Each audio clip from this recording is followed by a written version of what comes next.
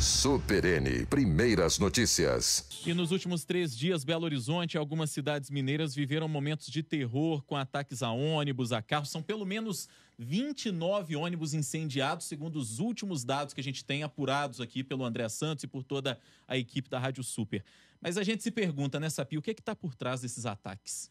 Pois é, e para conversar sobre este assunto, estamos recebendo nos estúdios o especialista em segurança pública, Jorge Tassi. Ô Jorge, primeiro bom dia, mas a pergunta que o Rodrigo fez é a minha primeira pergunta. O que está por trás desses ataques? Rodrigo, bom dia, Sapia, bom dia aos ouvintes.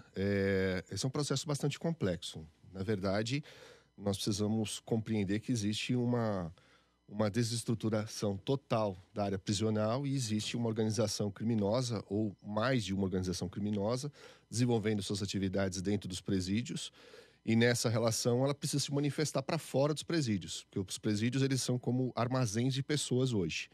Então o Estado tranca os problemas, ou então põe debaixo do tapete os problemas, e essas organizações, para se manifestarem, elas estão queimando ônibus. É isso que ela está fazendo, ela está tentando demonstrar para a sociedade uma situação que é real, que acontece, que na verdade ela pode ter várias ações, vários reflexos a partir dela. Uma delas pode ser por querer mais respeito aos seus direitos, os direitos das pessoas que estão encarceradas, mas também existe o desconforto do próprio cárcere, né? Então, nós precisamos compreender qual é o tipo de demanda que elas estão apresentando para o próprio poder público nesse sentido. Jorge, a gente percebeu ontem, por exemplo, em Papagaios, um tipo de crime que a gente via muito ali nos anos 90, início dos anos 2000, e que nos últimos tempos, pelo menos, davam pra gente a sensação de que não ocorriam mais. Que é essa coisa de fazer a turma que está dentro do banco refém, de levar a mulher, a filha do tesoureiro, do gerente, amarraram uma suposta bomba, que nem era bomba na verdade, nesse mesmo gerente, tesoureiro lá do banco. Esse tipo de ação mais violenta, mais de terror mesmo, que causa um reflexo psicológico gigantesco, inclusive, em quem vive, em quem passa por isso. O que isso significa? Qual é o recado que está sendo dado para as autoridades a partir dessa ação de terror mesmo? Acho que o grande recado que nós temos é que o crime organizado, né, ele está operando de uma maneira muito forte dentro da nossa sociedade. Isso não é Minas Gerais, isso é Brasil. Sejamos claros quanto a isso.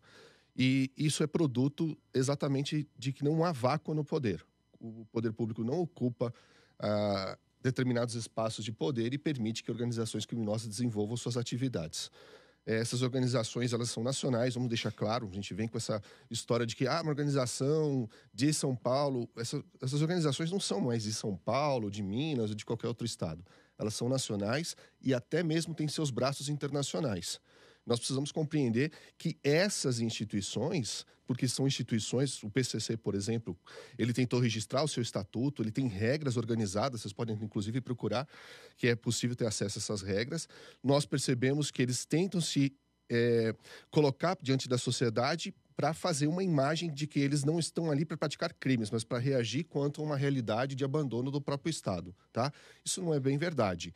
Eles também têm o interesse do lucro ilícito, do desenvolvimento desse tipo de ação e do domínio, como o poder público acaba exercendo também, porque o poder público, de uma certa forma, domina a nossa vida em sociedade, né? Ele organiza a nossa vida em sociedade. E eles organizam a vida das pessoas que efetivamente não estão sendo respaldadas pelo poder público. Então, eles abraçam esse tipo de estrutura. Agora, essa estrutura é monstruosa. A gente precisa conversar muito sobre isso e pensar bastante numa mudança radical, principalmente nos focos de polícia, porque nós destruímos a nossa capacidade de investigação, principalmente das polícias estaduais e civis.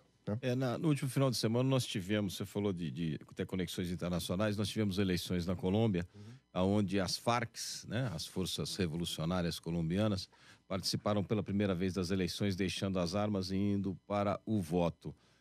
Você acredita que essas organizações, lógico, a maior no Brasil seria o PCC, que é a mais comentada hoje, ela deve influir nas eleições deste ano? Eu tenho certeza que elas terão exatamente os seus braços sendo apoiados e defendidos dentro da eleição, tá? Isso não tenho dúvida. Por quê? Nós precisamos compreender que uma organização criminosa, ela faz o giro de recurso ilícito internamente. É muito dinheiro, um dinheiro que não pode ser absorvido. Então ela precisa de braços formais, ela precisa de uma estrutura formal dentro da sociedade para poder absorver. Então Pra ela lavar precisa de uma esse estrutura de dinheiro. lavagem de dinheiro. Por isso que nós não podemos enxergar essas organizações como o PCC ou outras quaisquer que existam dentro do Brasil de maneira isolada até processos de corrupção que existem. Por quê? É muito melhor você pagar propina com dinheiro de tráfico de drogas, porque esse dinheiro você está limpando de uma certa forma da mão do criminoso, né? Então é possível você criar essas redes, essas conexões com grandes empresas, com grandes estruturas e ter comandos externos.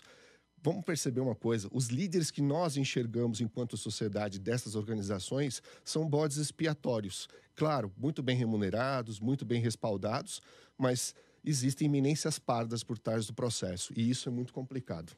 Ô Tassi, diante de tudo que a gente tem visto aí nos últimos dias, as nossas forças de segurança, as forças de segurança de Minas especificamente, elas estão preparadas para lidar com isso, para atender a essa demanda? Rodrigo, não é objeto da Polícia Militar trabalhar com o crime organizado, exceto em situações específicas de enfrentamento. Sim. Tá? Então, o grande objeto é de investigação. E de outras vezes eu já tive a oportunidade de falar com os ouvintes, a Polícia Civil ela está depauperada. Nós não trabalhamos com a questão da investigação, ela não é O importante. efetivo é igual da década de 80, né? Com um contingente de crime de população que é muito maior. Não dá para entender essa O lógica. último concurso, nós vamos ter concurso de delegados para delegados de polícia agora, nesse ano, né?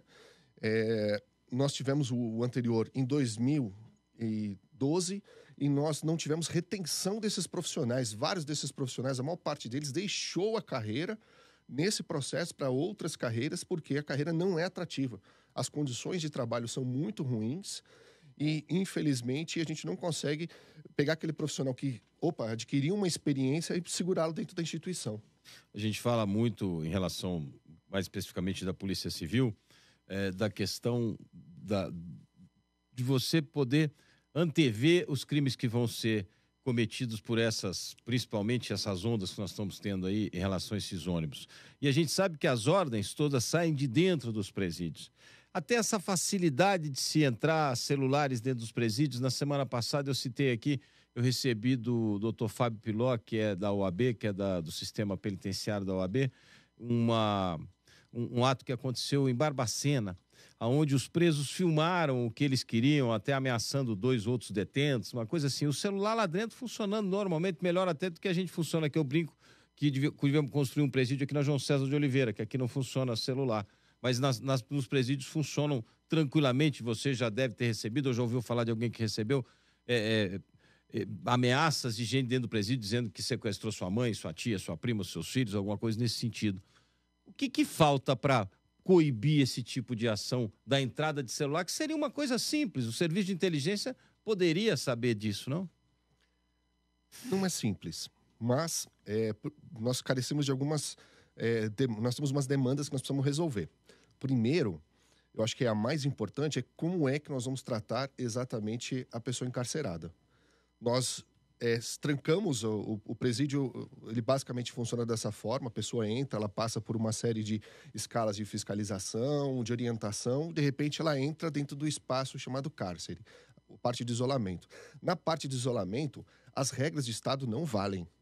Na parte de encarceramento, as estruturas públicas não interagem com as pessoas. O agente prisional é o coitado que fica diante dessa pessoa e, no máximo, ele tenta dialogar para apaziguar determinadas situações. Ele tem muito pouca ascendência interna e isso vai muito mais das vantagens pessoais que eles conseguem construir, de relacionamentos que eles conseguem olha, nós temos que trabalhar junto, então eu tenho que agir dessa forma, vamos relacionar dessa maneira, muito mais da habilidade do profissional do que efetivamente de ações de Estado, de respeito às normas. As regras jurídicas hoje, no próprio Brasil, elas só servem para você, para mim e para o nosso ouvinte que é pagador de impostos.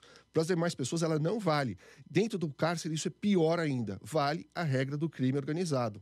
E aí, dentro do próprio sistema, a violência é simbólica. Então, hoje, é normal você receber vídeos no WhatsApp até de execuções dentro de presídios, né? porque é o simbolismo sendo retratado. Olha como nós temos poder, olha como nós mandamos e você tem que cumprir as nossas regras. Algo que o Estado não faz quando você tem sentenças de corrupção na Lava Jato demorando 7, 8 anos para serem prolatadas, né?